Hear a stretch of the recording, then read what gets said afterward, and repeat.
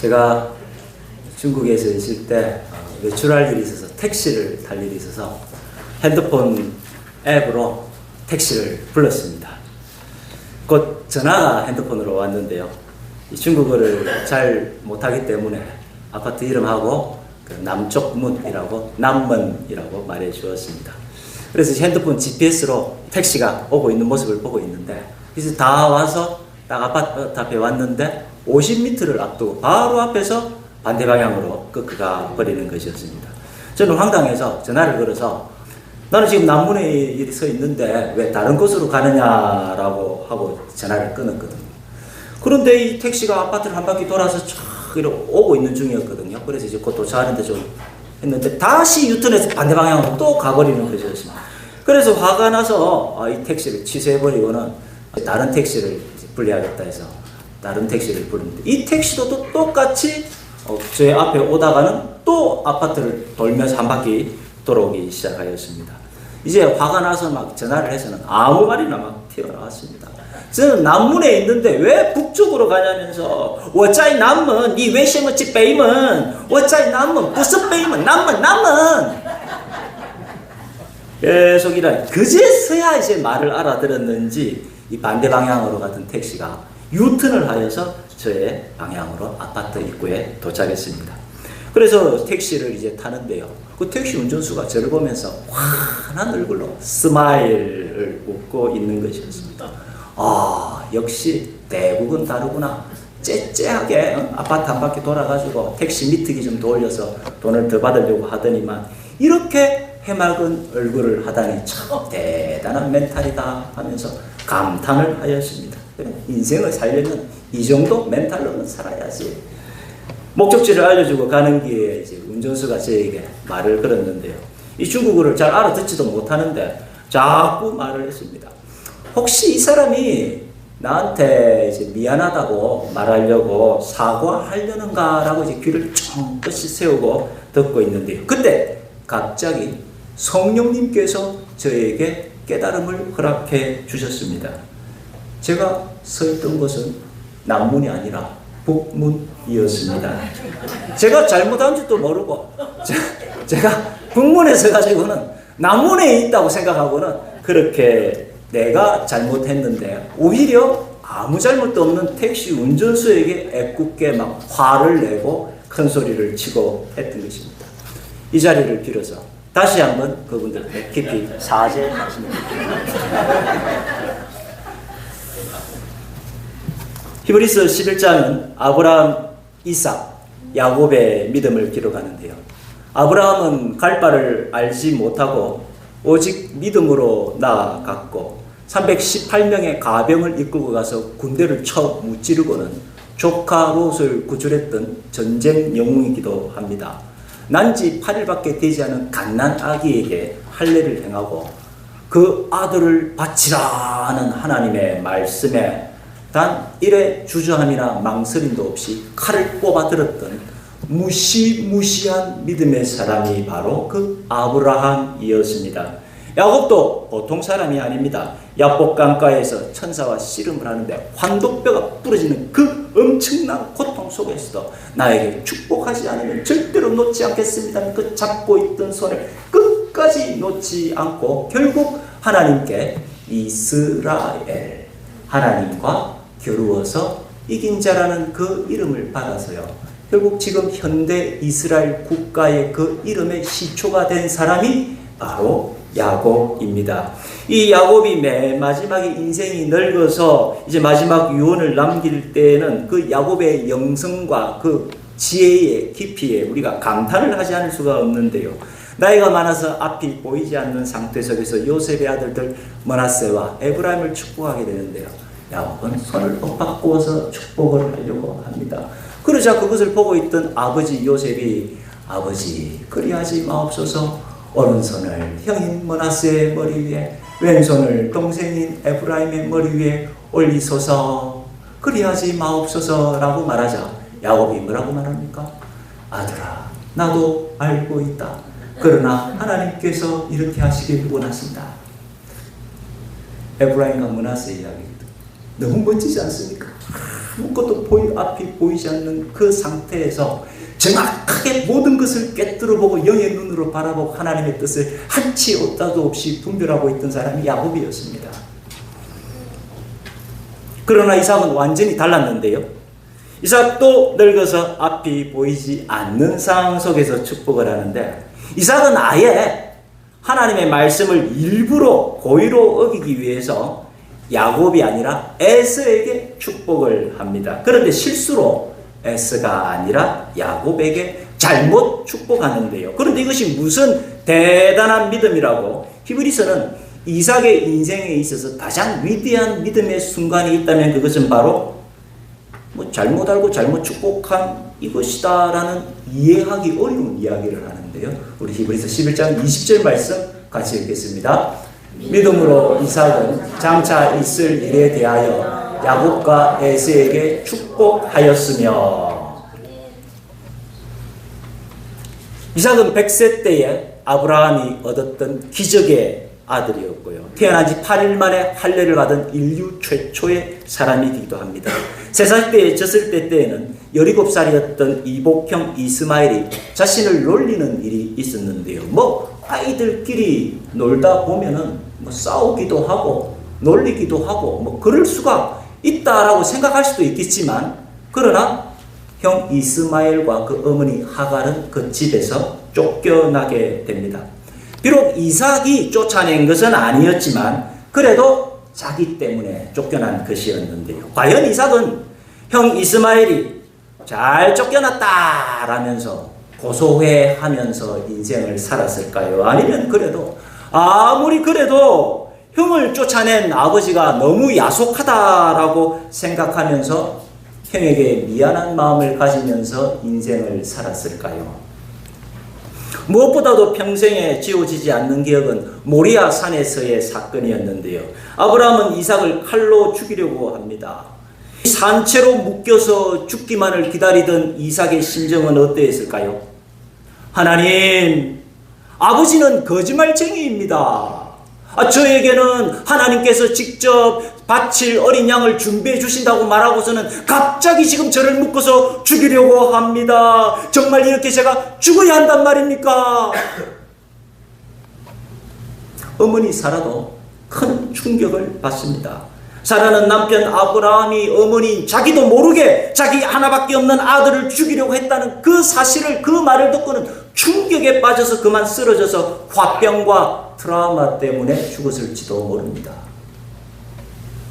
이후에 이삭은 나이 40에 리브가와 결혼하여서 나이 60에 쌍둥이 아들을 낳게 되는데요. 그 아들들의 이름이 형 에서, 동생 야곱인데요.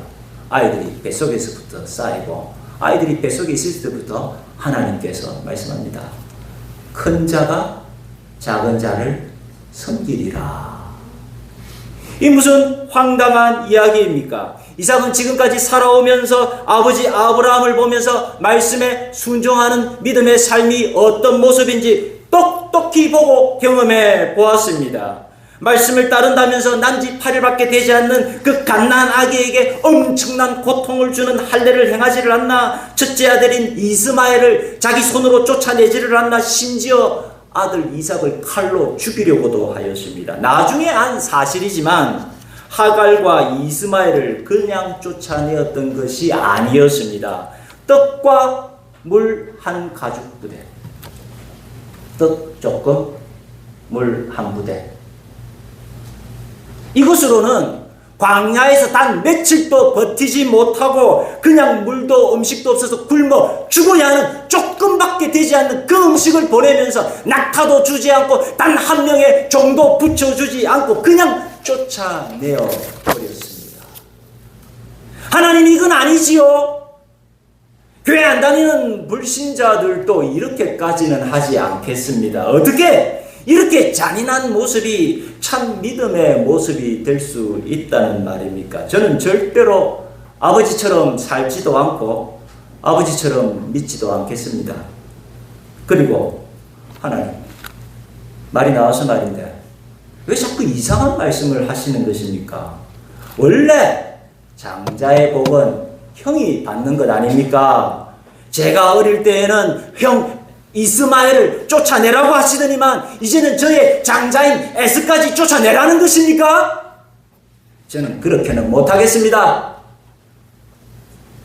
그래서 이삭의 집안은 형이 장자권을 마땅히 받아야 한다라는 집권 여당인 이삭파와 동생이 장자권을 받아야 한다라는 야당인 리브가 파로 갈갈이 찢어서 나누게 되었는데요.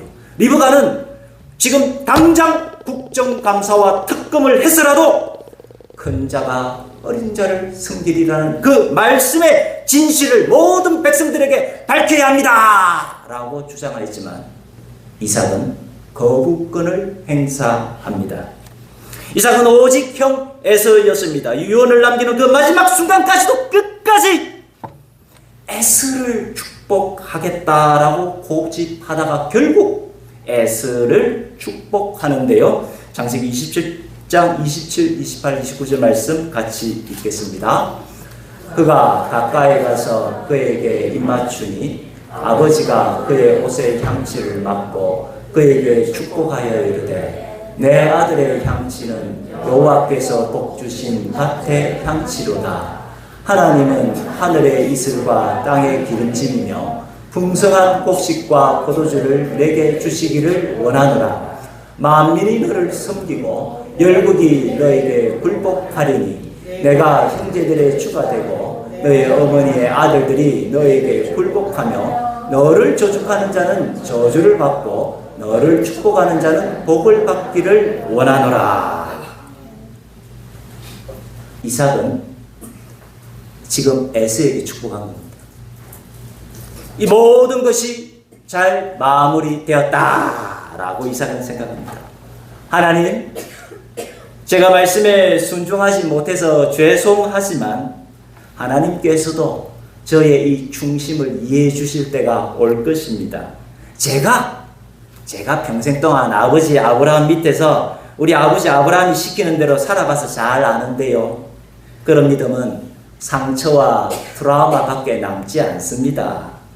상식과 순리대로 형이 장자의 복을 받아야지 우리 가정이 화목해지고 세상도 공평하고 아름다운 세상이 될 수 있는 것입니다. 어느 장로님이 계셨는데요. 그 장로님은 믿음 좋은 어머니 권사님이 늦게 얻은 독자 아들이었습니다. 어린 시절에는 어머니를 따라서 주일학교도 열심히 다녔지만 어른이 되어서는 믿음이 점점 사라지기 시작하였습니다.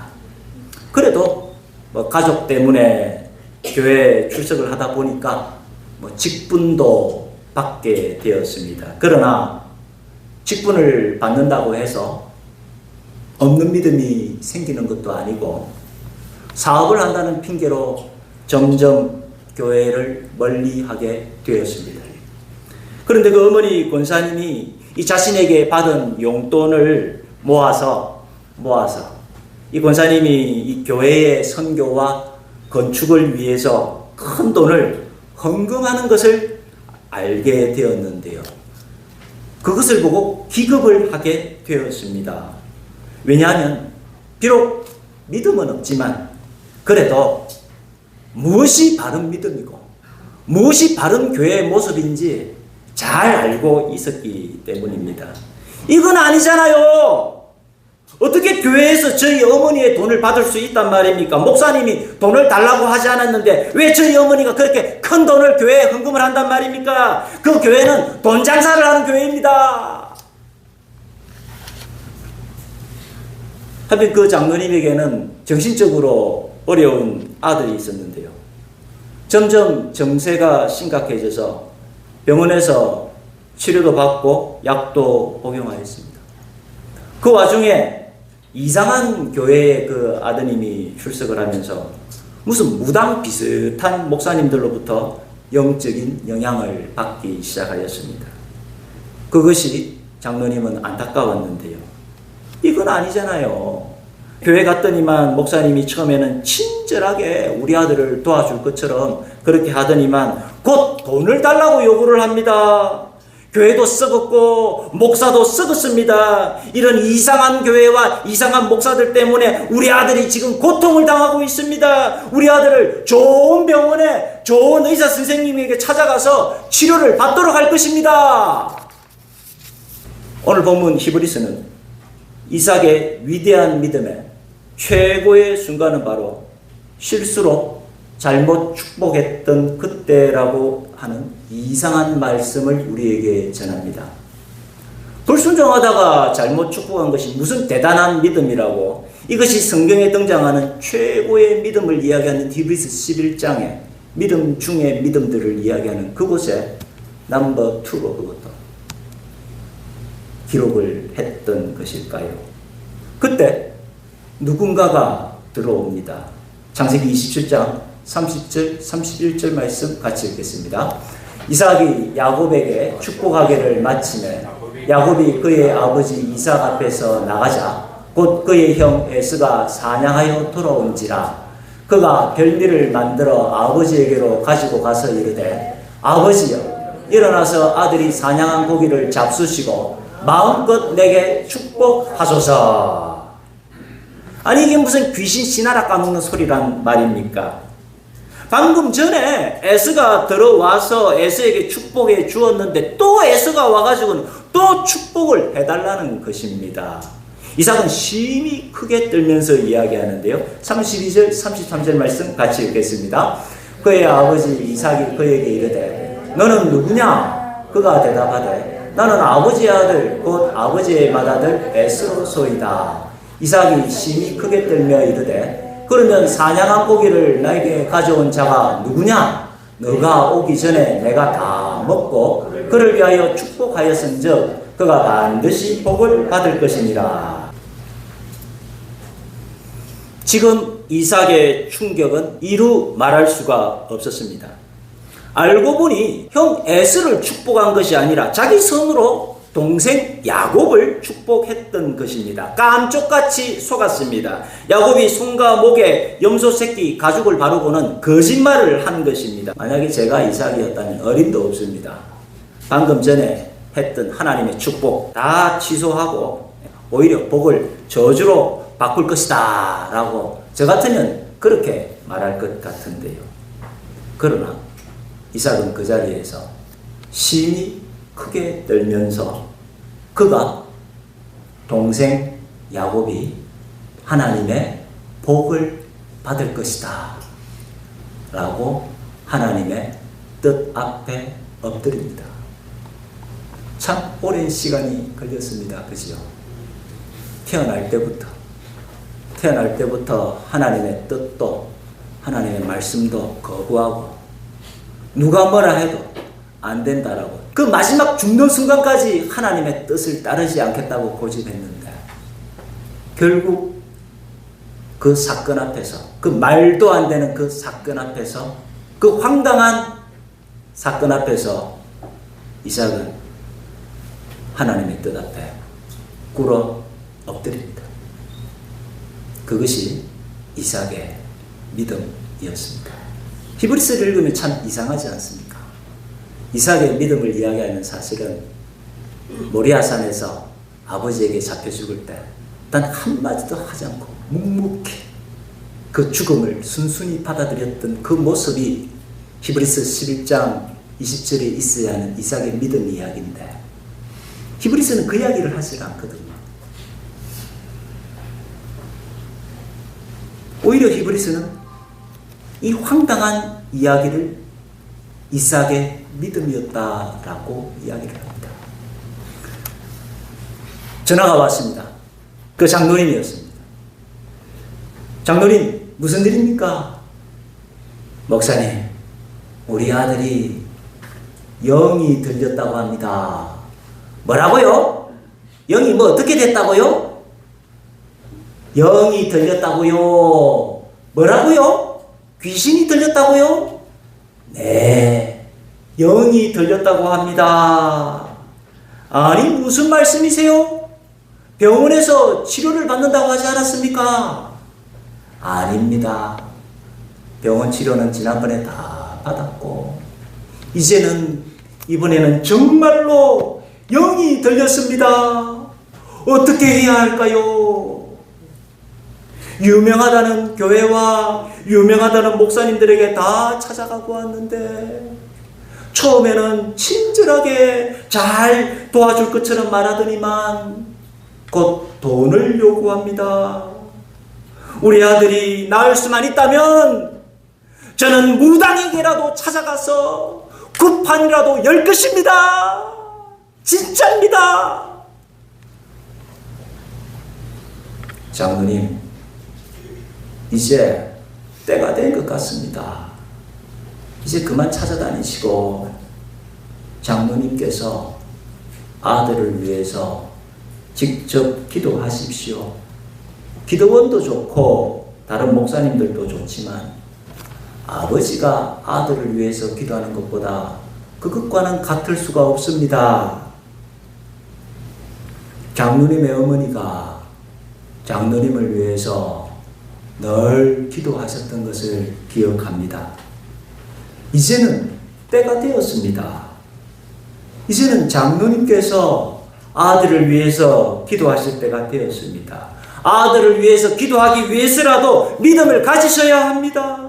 언제까지 다른 사람들에게 맡기실 겁니까? 장로님께서 직접 기도하십시오. 당장 이번 주부터라도 가까운 교회에 당장 나가셔서 그 교회 목사님과 신앙 상담도 하시고 내 믿음으로 내 기도로 내 아들을 위해서 내가 기도하십시오. 더 늦추지 마시기 바랍니다. 이제는 때가 되었습니다. 네. 기도드리겠습니다. 사랑과 은혜가 풍성하신 하나님 아버지, 우리의 가정을 복된 믿음의 가정으로 세워 주옵소서. 주님의 뜻을 몰라서 순종하지 못하는 것이 아니라 주님의 뜻을 알면서도 순종하지 못했던 이삭이었는데 그 마지막 순간에 심히 크게 떨며 하나님의 뜻 앞에서 엎드리고 순종하였습니다. 주님, 우리도 이삭처럼 비록 부족한 모습이 있을지라도 우리 삶 속에서 하나님의 역사하여 주심을 느끼고 바라보게 하여 주시고 예수 그리스도 십자가 앞에 우리의 생각들을 내려놓고 주님의 뜻을 따르는 임마누엘 믿음의 가정으로 인도하여 주옵소서. 예수님 이름으로 기도드립니다. 아멘.